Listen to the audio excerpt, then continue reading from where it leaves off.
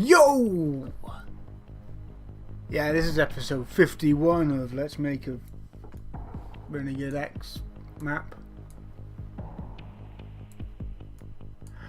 So, I've had a couple of comments on the forums. One thing about this this mud texture, I plan to do what he said. Basically, well, I planned to do it before he even said it, but there we go. Is add the grass distance thing to the mud, and I may even add it to the decals as well. I'm also going to do I'm also going to do it to the sand because the sand is quite nasty. I haven't got lights at the moment because I can't build them on this machine. This machine just keeps on crashing. Don't know why. Meh. It's exactly the same as my machine. Don't know why it crashes. Yeah, so we're going to be doing stuff without lights today. I don't particularly need lights for the stuff I'm doing. First thing, someone mentioned the sky. I think I mentioned this before, but I changed the sky to figure out some stuff with the dynamic day-night cycle. Basically, the sky I was using didn't have a dynamic light sun. I could have set it up to, but I'm not going to because I'm a git. But yeah, what I'm going to do is I'm going to make up a day-night sky. I think I already have one. Should be one in the UDK somewhere. And then I'm just going to go into matinee and make up a day-night cycle based on the light. Because I'm not going to use this rotating light crap with the way it is now. I'm actually going to make it so the light travels from east to west, shuts off and on. Then basically it turns itself on at day. At night it's going to turn itself off. Then I'm going to bring in a moon, which will turn itself on just before it just the same time the other one turns itself off. Basically, I'm going to do like a feather effect. Do its cycle and turn itself off. Then the day is going to come in, and it's just going to keep on repeating itself. I'm also going to have a post-processing volume that changes, so between day and night it's going to look different. And well, I might not even use post-processing. And I'm also going to change the sky. I may even change the fog as well. I don't know yet. We'll have a look when we get there. But today we're not touching any of that. That's for another time. Today is all about Tiberium. So, don't want that. I want this. We already have the Tiberium set up.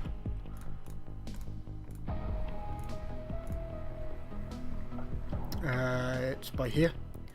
I just want to make sure it's all set up. No, it's not. So I do believe the layer is actually called Tib 1. Let's have a look.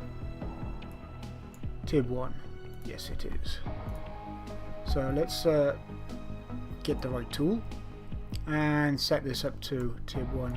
So landscape layer Tib 1. If my caps lock wasn't on. Tib 1. I don't think it's 01, is it? No, it's not. So now I can paint this anywhere I want. It's only going to paint on Tib 1 on the landscape. But unfortunately I have static meshes selected. So let's just get rid of all this. If you remember, when I put these in here, I had to make a copy. Hello. I had to make a copy of the mesh and the material into my package, and I had to reference the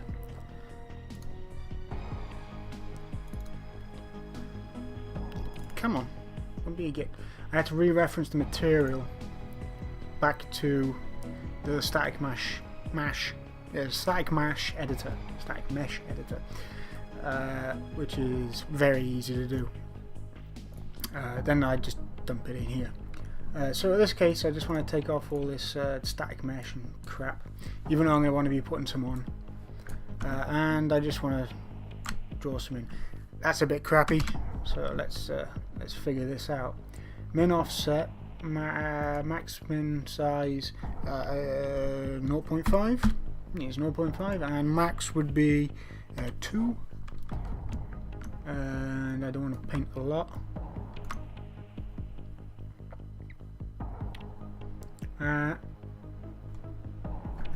No, that's 5. What happened to my naught?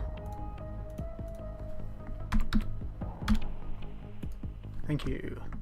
And paint density down, paintbrush. What I like to do is, around the edges, I want to have really small Tiberium, because that's the stuff that's spreading, and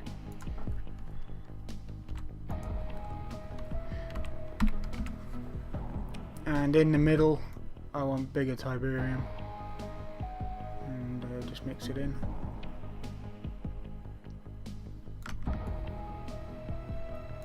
And where I'm harvesting I usually put a fair bit.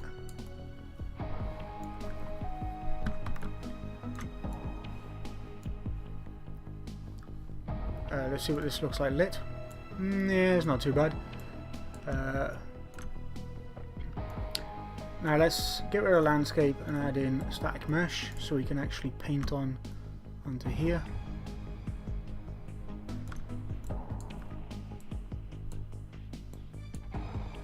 And for some reason we have a, I don't know, random yellow. We're painting inside the mesh for some reason. Ground slope 0. There we go.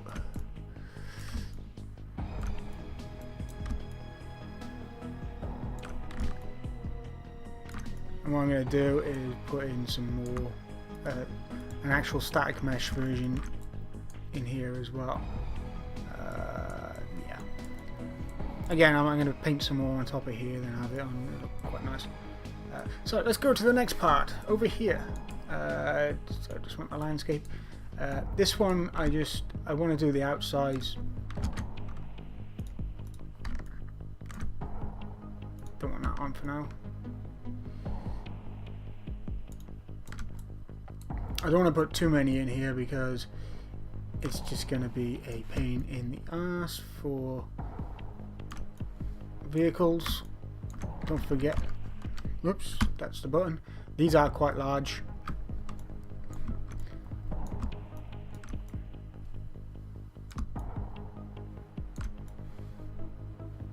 And let's be putting some on these static meshes. Go away, autosave. Even though you're a godsend, I like your autosave, but god damn you pee me off sometimes.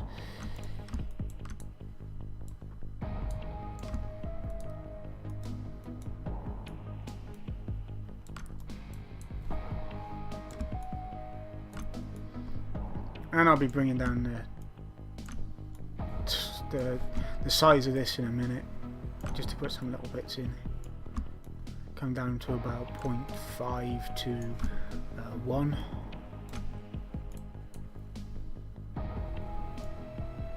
So let's go 0.5 and bring this back to 1. And we can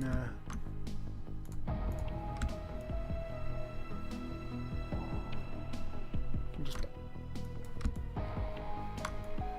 put some smaller ones in because I got a feeling people want to be going through here. Again, I'm going to be using static meshes in places as well. I don't want any collision on any of this stuff.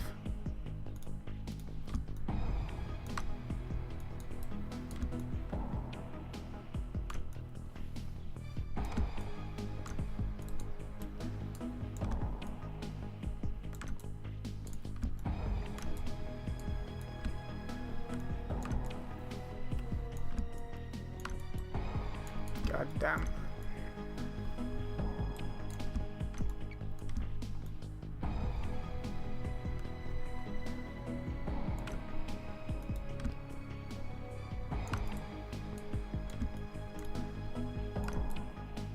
And there we go.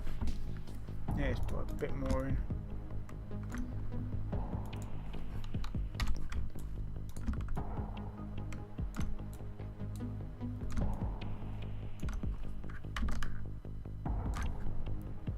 Down this.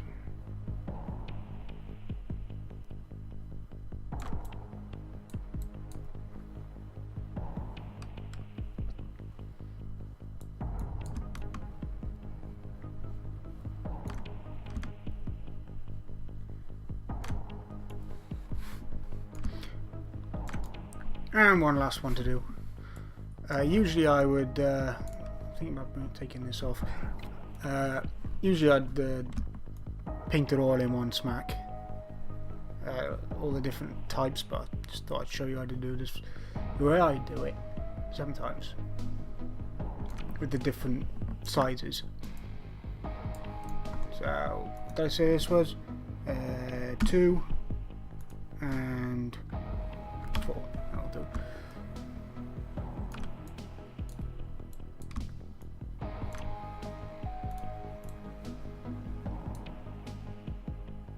So yeah, that'll do for now. Again, these don't actually, this stuff won't actually hurt you yet, so let's make it hurt you. Easy peasy to do. I'm going to be using a tool again that probably people shouldn't use, but I'm going to use anyway because I like using it. Just makes my life a hell of a lot easier. Sometimes, maybe. So, a couple of tricks. I showed you this tool before, the pen tool. We use it over here. Over here.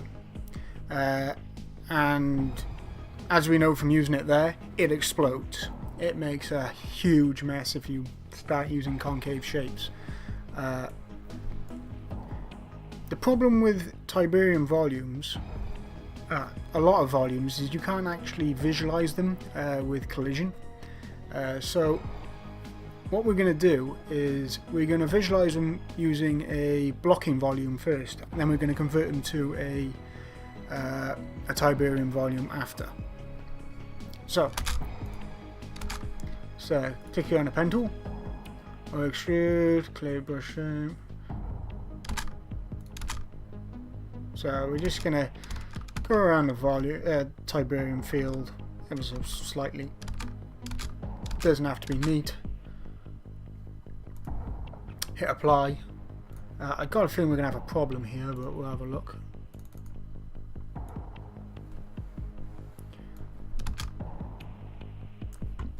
Don't have to make these huge height-wise, but I want to make it enough so you're going to get hit. To make sure we have it in the right place,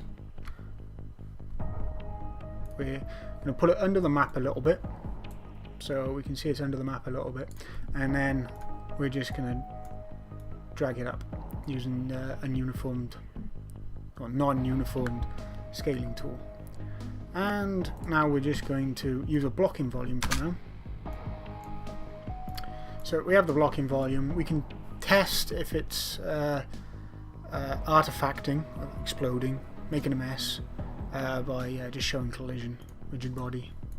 And this seems to be fine. Might notice there's an overlap of Tiberium. I do that on purpose because, well, people are stupid. Me. I always touch the Tiberium and then I'm dead. So we're doing it this way for people to actually have a bit of fair warning. So it's a good player. You can literally just step on it. I could make this a little bit bigger if I wanted. We're going to build geometry just to make sure it's fine. I'm going to go around it because sometimes it can explode and you not actually see anything. Just test these as well, because sometimes when you build geometry it explodes other stuff or artifacts other stuff. It seems to be good. God, them bloody trees, Jesus Christ. So how do we convert? It's as easy as right clicking and pressing convert volume and then picking a volume. In this case is RX Tiberium, or Volume Tiberium. That's done, and collision's gone. I think there is actually a collision on this if we go to non-rigid. Yes, there we go. But I always do it this way just to make sure. We're going to fill this in as well, and we're going to fill in the other one off camera because I don't want to show you that again, because meh. Right, next thing. Someone mentioned again in the post about lights and vehicles, preferably these lights in here. And I admit these lights will cast shadows to vehicles and stuff. I don't particularly want them to. That was never my plan. So what we're going to do, we're just going to take off shadows completely. So if we come into here, there's no shadows. If I put a vehicle in here, let's find a actor class, vehicles, MRS. This will actually pick up the light, but there will be no shadow from anything. I use this technique in Volcano. It'll shadow. It won't shadow things, but it'll pick up the light because these lights. In fact, I should have done this to all of these lights. No, I want object. I want to find tib light, copy, binoculars. In fact, before I do that, show you exactly what's going on. This one isn't shadowing, but it shouldn't be shadowing. Don't know why it is. Is it? Enable.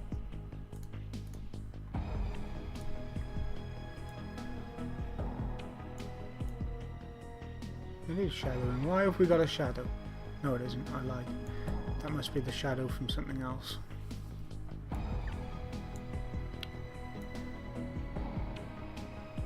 That's shadowing because it's gone really, really dark. Once I build lights, this shouldn't actually give off a shadow. Self shadow.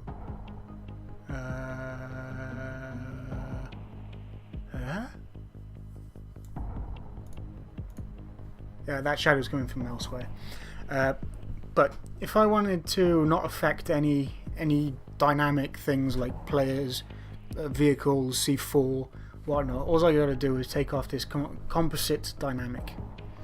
So I take that off. We don't actually get any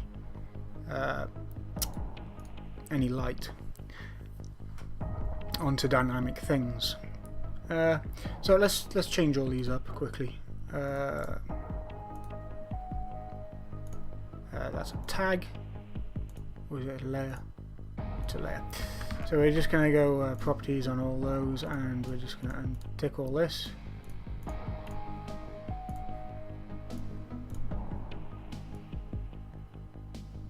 And that shadow is actually coming from the sun, and once I actually get light built, this shadow should bugger off, and we won't get any shadows on anything dynamic in here anymore, which is really cool. And I don't really have anything else to show you today. I haven't worked on the map off cameras like I should have. I just haven't had the time. The Witcher 3 has consumed my life at the moment. Goddamn game. But yeah, on that note, I shall catch you in the next one. Thanks for watching. Hope this crap helps. Ta-da.